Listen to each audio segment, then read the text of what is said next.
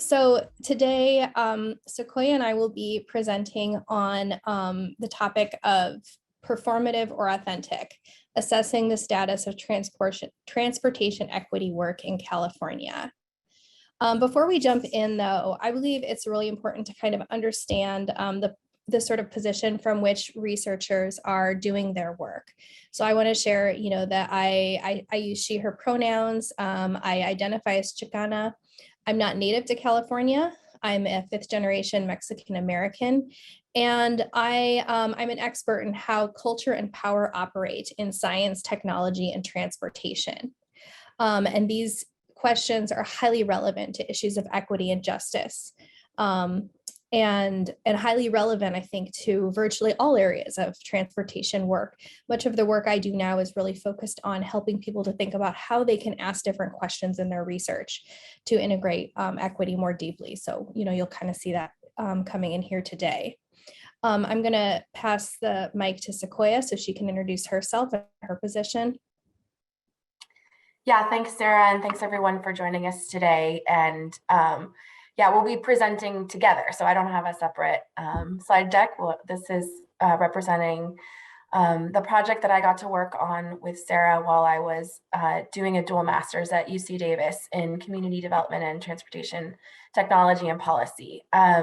So again, I'm Sequoia, and while I work at the Transportation Commission currently, I am not representing the commission while I'm here doing this presentation. I'm representing the research project that we did between 2020 and 2021.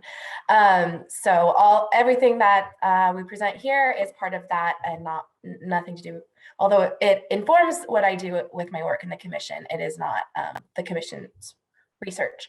I also use she, her pronouns. I identify as mixed race, mixed heritage. I'm based in Northern California. And as was mentioned in my intro, I am very inspired by and grounded in the work that I have done for numerous years, doing various types of experiential education and community organizing to improve the health and safety of my communities where I called home, including Richmond, California, and now Sacramento. So I'm really delighted to be here and join you and share some of this work a couple of years later. Now it's really great to revisit it and see kind of where we were and where we've come from and where we'd like to go. So thank you. Thanks. I appreciate the earlier land acknowledgement, and just want to also acknowledge the land that I believe both Sequoia and I are working and playing on is the land originally of the Patwin people. Here's just kind of a map that shows their territory. I'm also including, when I was originally thinking of coming there in person, I also did some research on the ancestral lands of that area and found this really great history of the Tongva Nation and other tribes down there. And so I put that in the chat for anyone that would like to read up more on that. And credit to the history department there at USC for creating that resource. So I'm going to start out by sharing the trajectory of today's talk. We're going to begin by providing what I'd say is some background and context for the research that we've done. Then we'll be launching into, I'd say, more of the conclusions of the analysis, which really demonstrates the importance of particularly in this moment, of understanding the distinctions between performative and authentic equity work. We will provide you a couple case studies to kind of solidify that concept, and then we'll provide some final recommendations. So launching now into background and context. This project in general was taken on because we wanted to understand how the transportation sector in California is on equity, particularly related to sustainability and active transportation. When we began this, there'd been, a number of equity efforts going for a while, but not a really great sort of, assessment of how efforts so far were going. We came into it with a grounding framework in critical race theory, mobility justice, and feminist and science and technology studies. Those are all areas of expertise for myself, and I'll say a little bit more about these in a bit. We spoke with many people throughout our interview process. We interviewed roughly 30 transportation equity professionals who I mostly identified as folks of color. They varied in career stages, types of organizations they work for, ethnicity, and regional representation. A little more breakdown of the demographics include 2 of our interviewees identified as disabled, 6 respondents self-identified as Black, 16 self-identified as people of color, which includes Latin American, Latinx, Asian American, and Middle Eastern origin. 5 identified as mixed race and 1 as white. I want to note here that there was a lack of respondents who identified as Indigenous. 15 of our interviewees identified as female, 4 as gender non-binary, and 8 as male, and 6 identified as lesbian, gay, and bisexual. 10 identified as early career, 16 as mid-career, and 3 participants identified as late career. 13 work in advocacy, 1 is self-employed, 2 represent grassroots organizations, 2 in local government, 3 in nonprofits, 2 in research, and 5 at statewide agencies. So quite a bit of representation throughout. And regionally, respondents represented a majority of California, although there was only 1 rural Eastern California representative, and we had no participation from upper Northern California. But 7 interviewees worked in the Bay Area, 3 worked in the Central Valley, 9 in the Los Angeles area, 1 in San Diego, and 8 in Sacramento working on statewide initiatives. Now, I wanted to share the context in which we were doing this research, because I think it was, rather exceptional, especially given the topic. As you can see here, so we were already we planned this whole study prior to the beginning of this timeline. So this is sort of like once we were really getting up and running. You can see that right when we were sort of getting into the creation of our protocols or something, COVID was on the rise. And we were also seeing increased awareness around the murder of Black people by both police and self-appointed vigilantes. And then so we began the first round of interviews, really right in the midst of the shelter in place orders, when we're all a lot was going on there. I'm sure we can all remember. And then in the midst of doing our first round of interviews, George Floyd was murdered very publicly, and there were consequent uprisings. As people grew in awareness around the violence that Black people and other communities of color faced at the hands of police. You can see as we continued our interviews, death tolls were rising. As we undertook our second round of interviews, we were in California undergoing wildfires and rolling blackouts, poor air quality. And people were Black people were continued to being killed by police. And so I think that's just important context and for this research, and to understand that this was happening in a moment when there was we were talking with longtime professionals working in equity, and this was a moment when the nation was really coming to recognize some deep, longstanding inequities in our society. So with that said, I think we were fortunate to be able to bring in some tools from based in the research fields of ethnic studies. One I really want to highlight because it was foundational to our research design is the concept of double vision. This was originally a concept that was that was sort of put out there by W.B. Du Bois, but has also subsequently been taken up by many other Black authors and other authors of color. In essence, this is the concept that as a oppressed person in the US, particularly as a Black person, there is this double vision, this capacity to simultaneously see the world through one's own perception, but also the crucial necessity of also understanding how others are seeing you through an extremely different and often violent and damaging lens. And so this kind of gives people a sort of this gives Black people and people of color a different sort of capacity. And it's this capacity that we see as a site of lived expertise.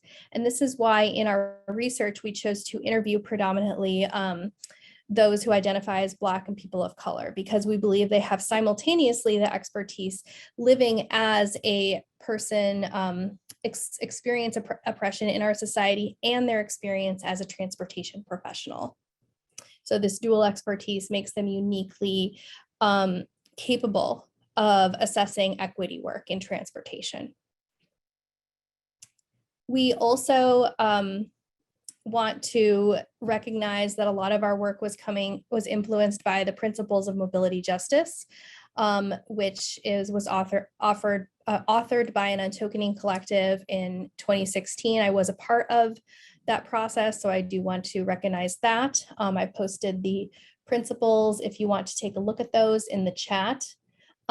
We also were very influenced by the principles of design justice. I am posting in the chat a link to the document that this came from, but there's also a great book by Sasha Costanza-Chalk about design justice that I think is of real benefit to the transportation profession. And so with that, I just like to give that background, to really give the context from which we're coming from. I'm going to start talking a bit about performative versus authentic equity. So what you're going to hear here now is the result of these interviews we did, a sort of distilling down of major themes. So one of the first things that became really apparent was the importance of defining equity and understanding exactly what we mean by equity.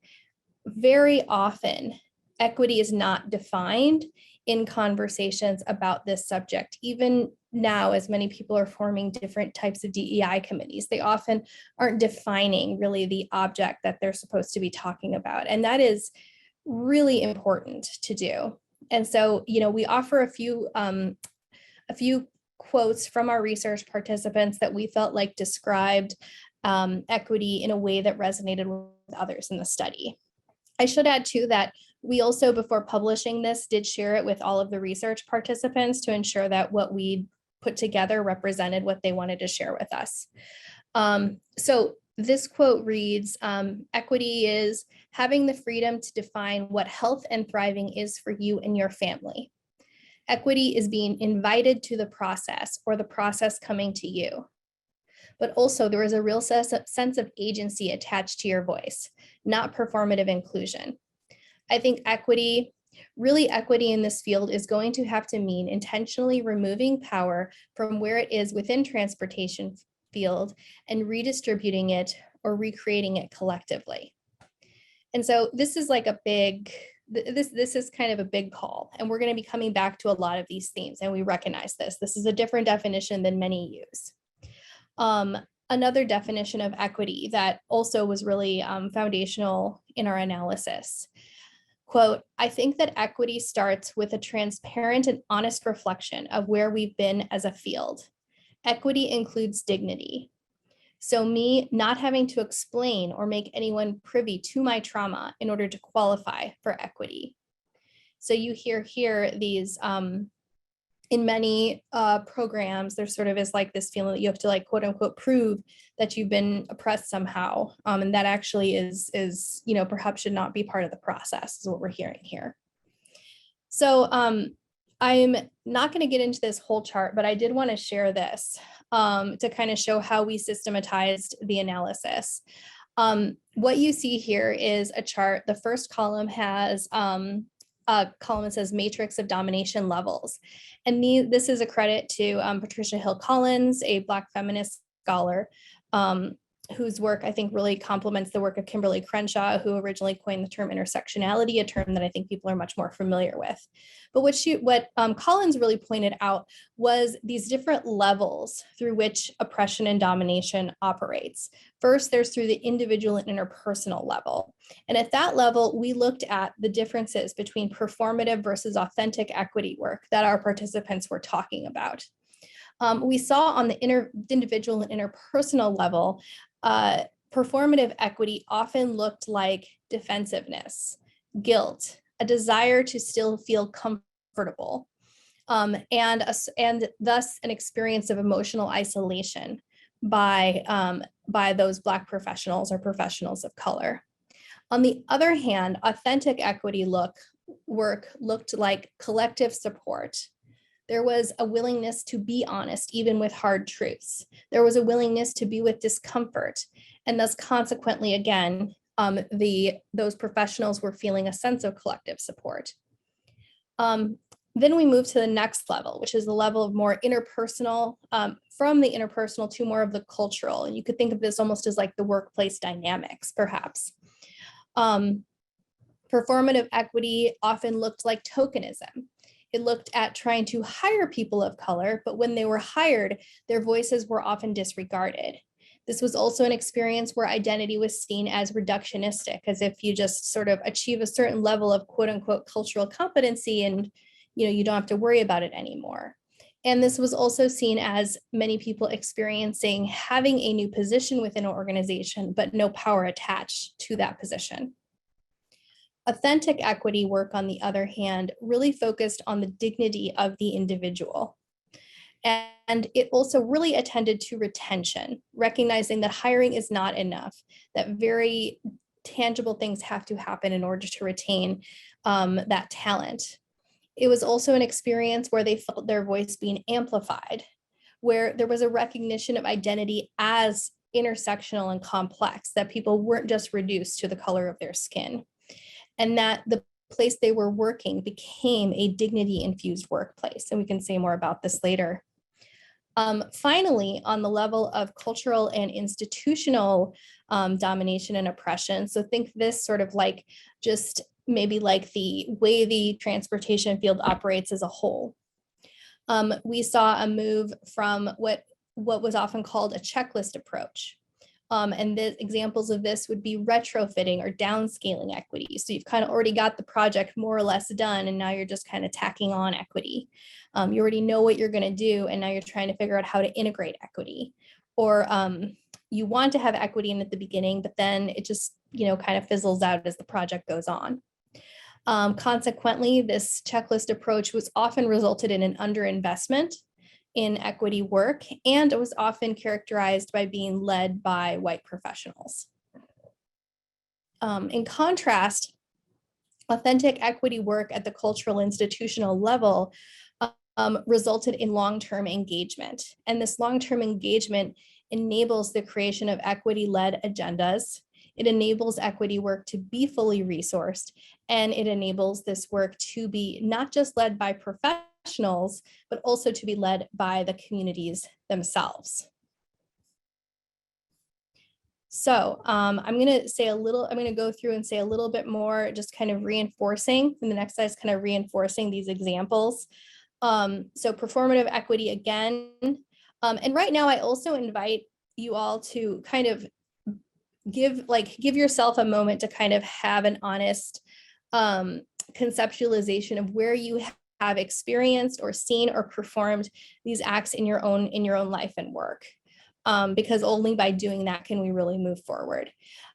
So one, as I said again, defensiveness. Another is not looking at the full history or at institutional racism. I've asked groups such as this before if they know, say, for example, the local history of highway construction, its impact on communities of color, or if they know the history of redlining in their community, and many do not. And that's, that's understandable given the emphasis of training in the past, but it's something that needs to change.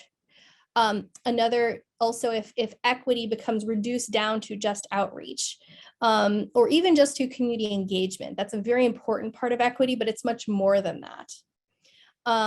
Again, and if equity is being retrofitted or under resources, those are also signs, things to think about. We can also think about, like, are we working or do we have relationships with the communities that are most affected? Are we perhaps unintentionally engaging in a sort of tokenism or check box approach? Do we have big goals for equity, but we're not necessarily following through with actions? And is the equity work that we're doing just driven by sort of a consumer-based model? In other words, is the goal just to sort of enable Black communities and communities of color to engage in the same behaviors that, particularly around goals of sustainability, we already know were a problem? Some examples of more authentic work and allyship is, as Roy's pointing out in the chat, it's more about a process. And what this requires is first prioritizing the most historically disinvested communities first, and increasing both their access to taking part in the transportation process and shifting power imbalances. So often these communities really have very little power in the process. How can that change? How can we redistribute power and create a process through which the goals and process is taking part in the community? Other examples of authentic allyship would be increasing community agency, being accountable to communities, not just to, say, funding agencies, though I know that is very important as well. Being transparent and honest. This is a big one because this often requires saying things that are uncomfortable, recognizing histories, and whatnot. And it also means maintaining the dignity of the community. And here we come back to that quote about asking people to relive their trauma. That's not something that really helps to maintain the dignity of the community. And finally, this equity work is well-resourced. Now I'm going to pass this on to Sequoia to talk about case studies. So as we mentioned, we had a great opportunity to interview lots of folks throughout the state. And we, after finalizing the interviews and gathering all the transcripts and going through the coding process, we kind of pulled out these major themes that were also, not surprisingly, major themes that we've been seeing all around us, kind of as we focus more on social justice.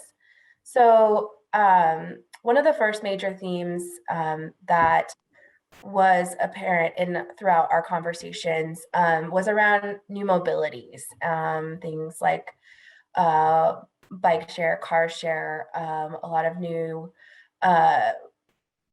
technologically advanced transportation solutions that are, now not super new in communities, but still emerging. And we heard from several participants around how equity is too often an afterthought, where communities are sort of introduced the technology, and then after a scramble, the focus is then on how to redistribute them better, or the company comes in with these grand plans and communities really have to fight to get their needs met in terms of maybe having a lower price, a lower cost of entry into the system, or have it in specific neighborhoods that might not be given the first opportunity.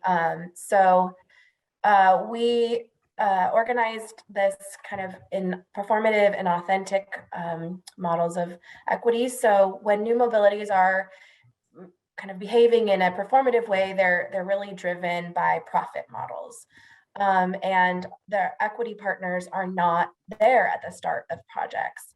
But to make this more equitable in an authentic way, we heard that from our participants that if we do a better job of bringing in equity advocates from the beginning, for example, before any decisions are made, kind of in those initial steps, as if it's a city, as the new abilities folks are coming into the city having conversations, that equity advocates are part of those conversations as well. Additionally, a flexible rollout to meet needs and demographic abilities, an iterative process that allows for expansion or contraction or shifting as things become more apparent, that maybe can only become apparent as the technology is being introduced into the community. And finally, at the end of the day, our participants really highlighted that public transit is really the authentically equitable way to address a lot of these issues that new mobilities are saying they will address, but the systems are widely available already, and many of our participants really highlighted the need to continue to advocate for increased funding, increased expansion, better services through our public transit systems that are in existence and oftentimes already a public entity. So one of the quotes that we got that I'd like to share from the new mobilities section of our report is around kind of a performative example of new mobilities coming into a community. So this participant says that as an organization, we wanted to be ahead of this new mobility revolution. After seeing what happened with Lyft and Uber, they just hit the streets. No one was prepared. No one knew what to do. The cities are just like, it's just very reactive as opposed to proactive. And we wanted to make sure that no matter what technology comes up, we have a response and a process that embeds equity and community needs at every step of the way. Yeah, it's something that's adaptable to whatever comes next. And as an example of a participant quote that we thought represented an authentic way of incorporating equity into new mobilities, they said, but I think what's interesting, after 3 years of researching new mobility, autonomous vehicles, the equity impacts and policy responses, I think that our main takeaway is that in urban areas, public transit has to be the core. All these new mobility technologies can help fill the gaps, but I think that's just been the main takeaway. And it's no surprise at all. Things we all knew, but we had to go through this evolution in the work to now come to this is what we're going to work on from a policy perspective.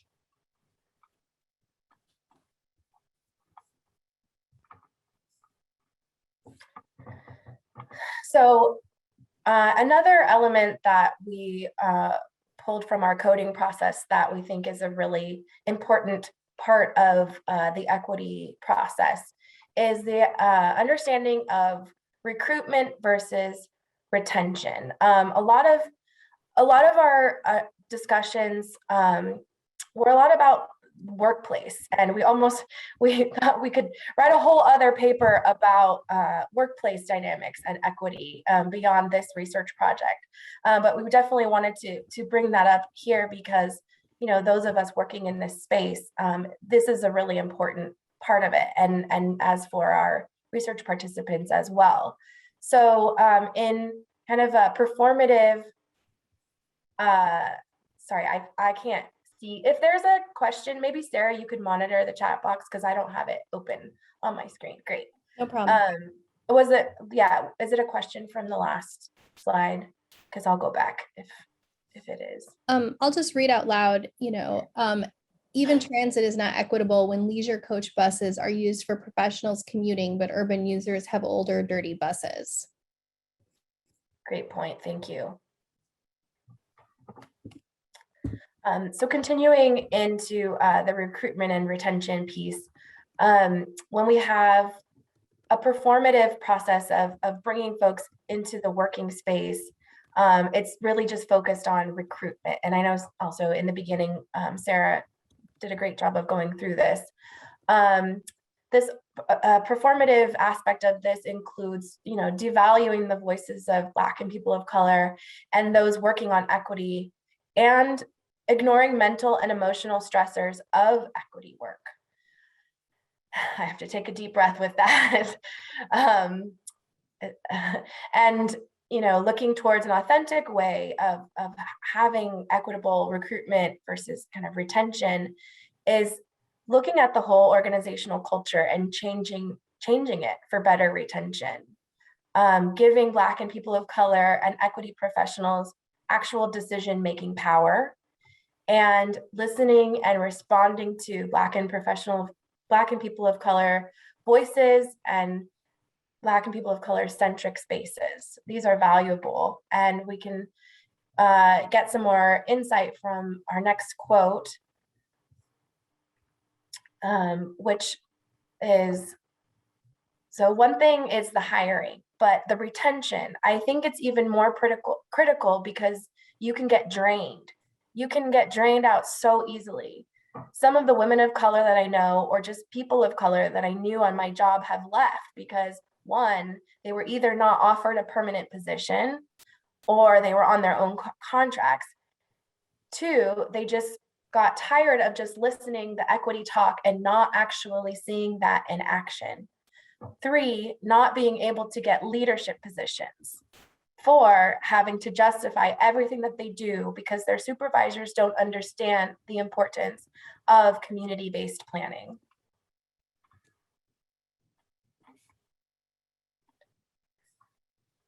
And our final case study that we'd like to highlight from our interview process is around policing. And this is continues to be a major area of focus for equity and social justice advocates.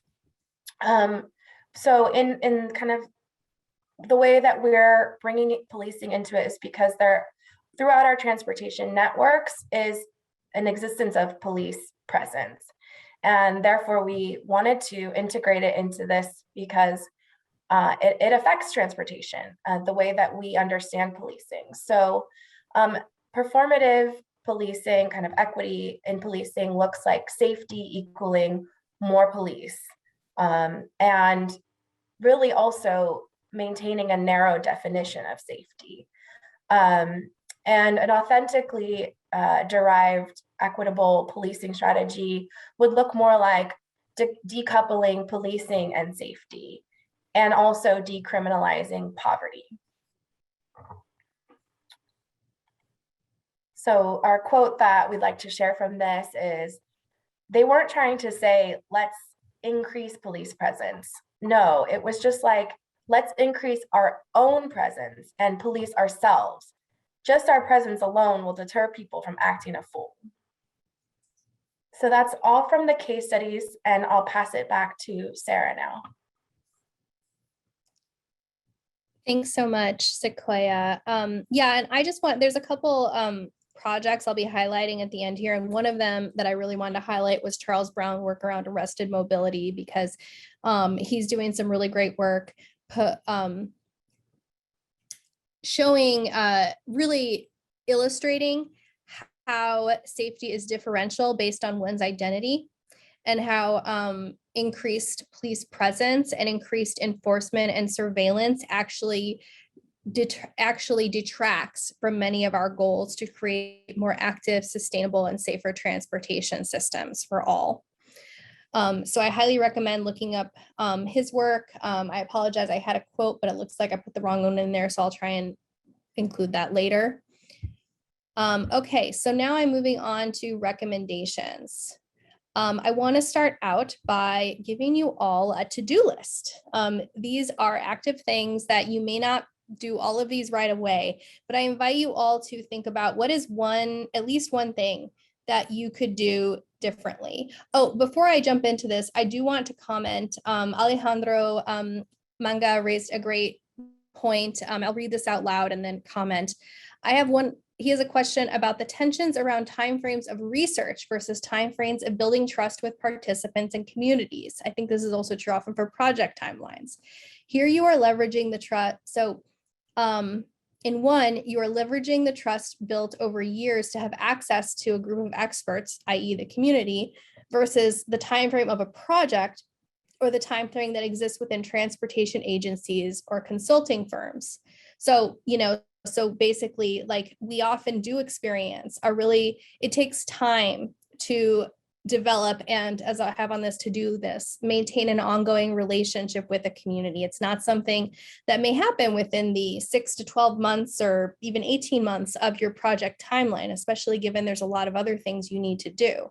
And so one recommendation I don't have explicitly on here, but I would add is we need to think about how to make space for relationship development within our funding timelines, and provide funding explicitly just for this step of the process, which currently is sort of not necessarily always incorporated as a step in the process. And I'll just add to that, even in the process of this project, Sarah and I had very kind of different roles. And I think her choice to include me, who's coming from a deep community background, to be doing the interview process, I think it was a really important choice. And my familiarity with many of our interview participants, kind of in having similar work environments and social environments, really helped me to be able to have these candid conversations and create a trusting space and container where we could share these things. Because I think that if I had come in not really knowing anything about this work or not feeling as emotionally attached to it as I do, it might have had a really different outcome in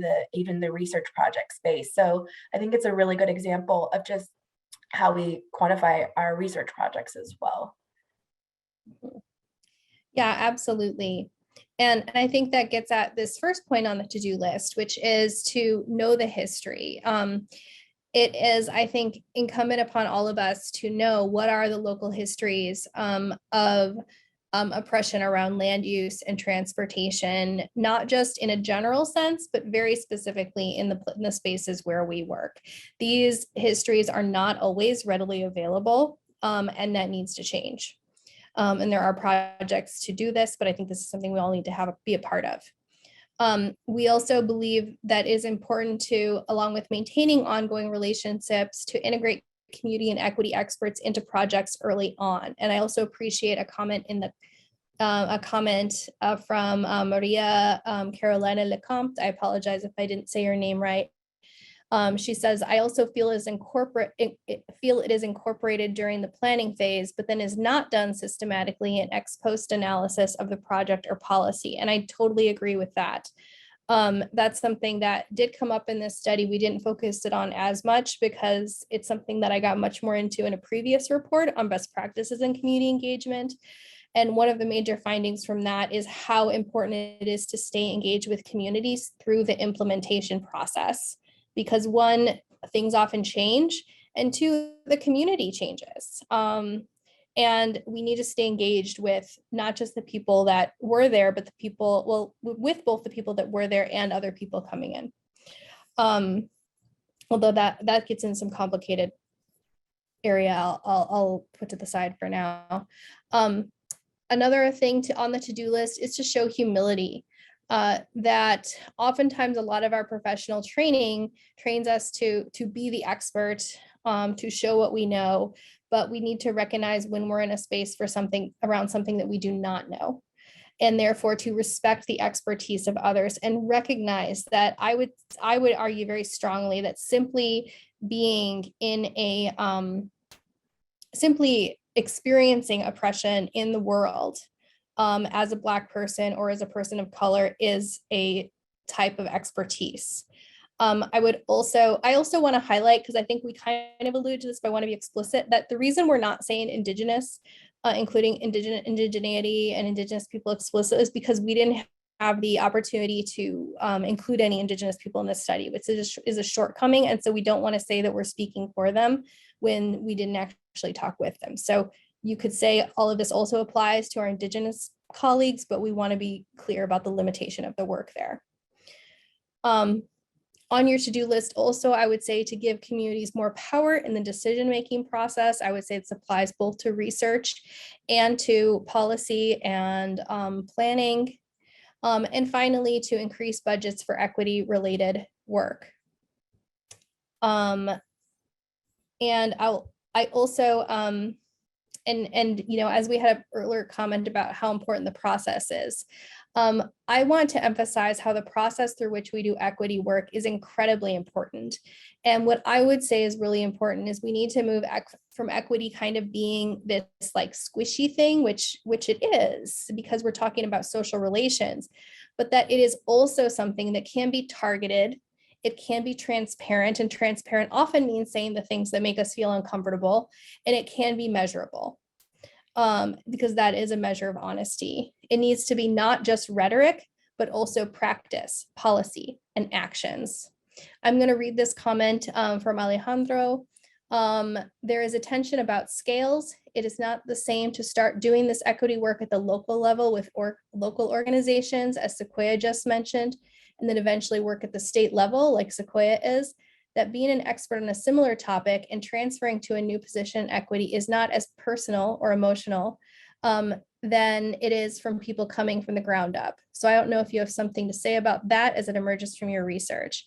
Yes, this Alejandro's question really, I think, gets at the importance of positionality and recognizing that like I don't have a, I am privileged enough that I don't have a sort of like personal history of trauma around transportation specifically.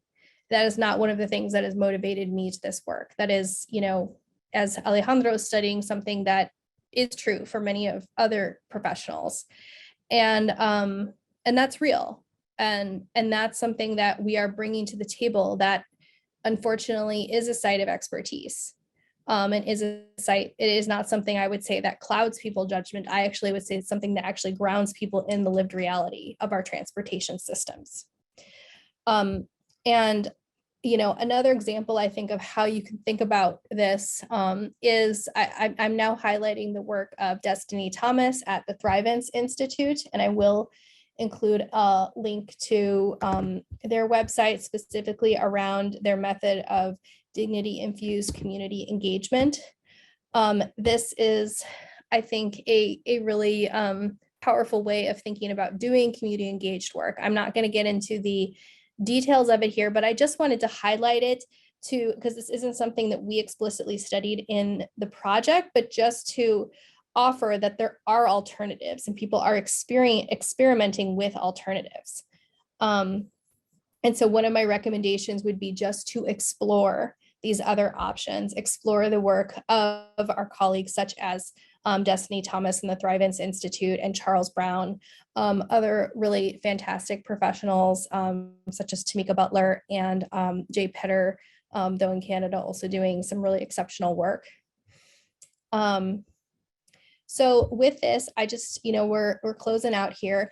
We want to, Sequoia is going to share this last quote, which I think really gets at a refocus on how we want to think about equity. Yeah, so finally, instead of being in other people's spaces and seeing if we're invited, we're just creating our own tables and we're telling folks to come to our tables. Instead of feeling that we must be invited, I'm like, no, I need you to come to our table and we'll invite you and we'll facilitate that process. But we don't have the time to see and help people come along to understand what diversity, inclusion, and equity means, we're just going to do it. Quote. Yeah, so with that, we thank you. We really welcome some discussion and questions into how we can engage with this equity work differently. I'm also including in the chat the full report, and welcome any questions. That was great. And I can't imagine that people don't have questions or comments. So now is the time to be able to speak out loud. If you wish, if you put something in the chat, or if you put something in the Q&A, we'll be watching it. And feel free to make comments, ask questions. And while you're all thinking, I think I would like to ask a question to get things started. And that is on your to-do list. One of the things I would have expected to be there was listening. And I wondered if you could say a little bit about listening. Yeah, absolutely. I think that listening is foundational to all of this. I think listening is part of being humble about what we know and what we don't know. It's about respecting the expertise of others. And I also think it's important then to follow up that listening with personal reflection. Mm-hmm. And an honest personal reflection. And that then moving from that space to action. Or perhaps checking in again with those that you were listening to. Because I think it's also oftentimes we may hear things differently than people may be trying to relay them, particularly when we're coming across different. So checking back in for understanding is also, I think, incredibly important. Sequoia, would you like to add anything to that?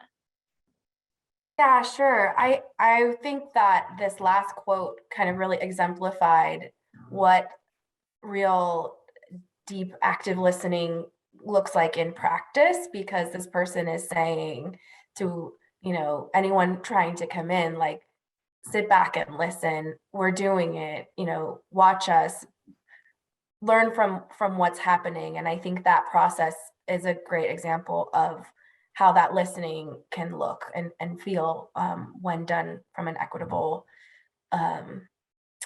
lens and practice.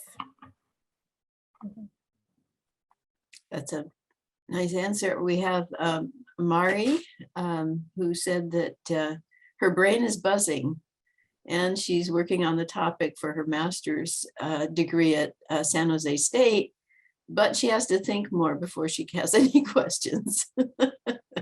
Yeah, and I definitely want to don't bother to think, we just ask. Yeah, part of the listening process. Listen to yourself. I want to invite anybody to reach out to me too. I'm working at the state level now, but I'm still very much engaged in this work, and I'm always interested in hearing about what folks are doing and how we can collaborate and learn from one another. So please reach out.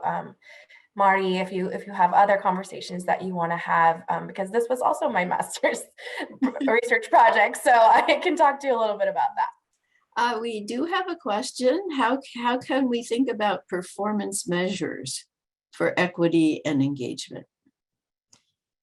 Yeah, I think that's a great This is question. from Roy, by the way. Yeah, thank you, Roy. I think that's a great question and something that, like, I haven't explored as explicitly, and I'll pass this to Sequoia too, but I think one thing I would say is that specificity will always be important. And so I think that we're starting to see more work coming out that will help to sort of demonstrate like some key measures, but specificity of the city, region, locale that you're working will remain crucial. We need to measure against where we're currently at, of course, but we'll also need to measure against where we should be. And I would argue that the where we should be should always be defined by or very much in conversation with those historically disinvested communities. But specific performance measures, isn't like, I want to hold off on giving precise advice. I know there are some people doing some great research around that right now. How about you, Sequoia?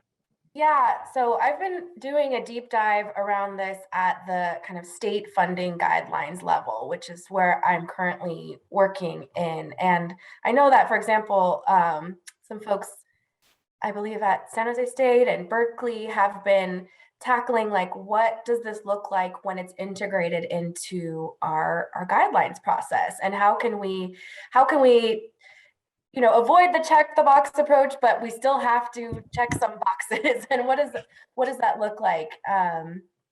So I will say that kind of in my own work that I'm engaged in now, we're really trying to uplift some of those ideas and the perspectives from folks who are like deeply working in those communities.